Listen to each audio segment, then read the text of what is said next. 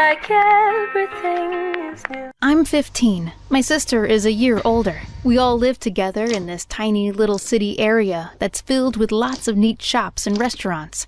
But the crowds can be overwhelming for me sometimes. It felt like things were going great for all of us, and that we could live in peace until we all grew up to be too old and had to say goodbye. Why am I lying to myself?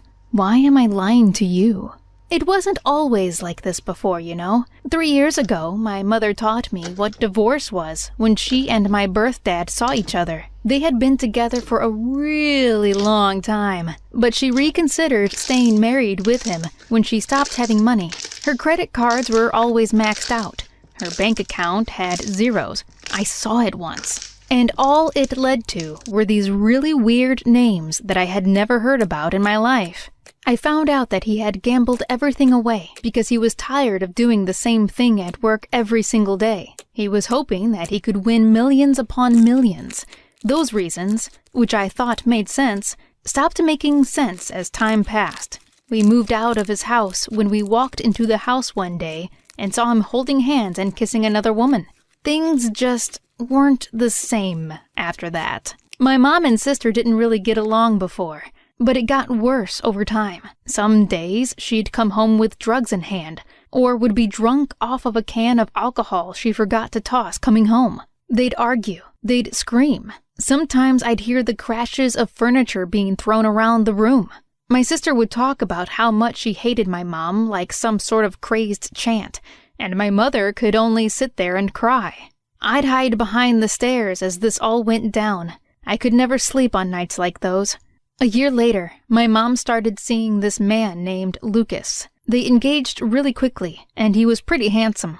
And as we all spent time like a family, I began to realize that I wanted a boyfriend like him one day. When my mom said he would be our stepdad from now on, I accepted him wholeheartedly. My sister, however, was a little awkward around him sometimes.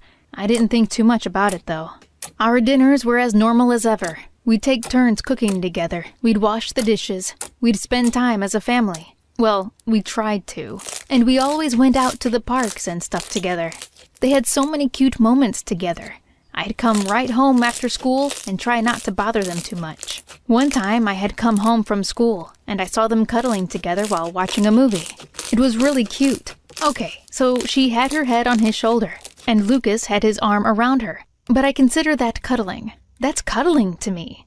Another time I came home, they were in the bathroom together, but the door was locked and I couldn't barge in like I normally do. I knocked on them and they told me, "Hang on." They opened it pretty quick. "What were you doing in there together?" I tilted my head. I didn't really understand why there would be more than 2 people in the bathroom.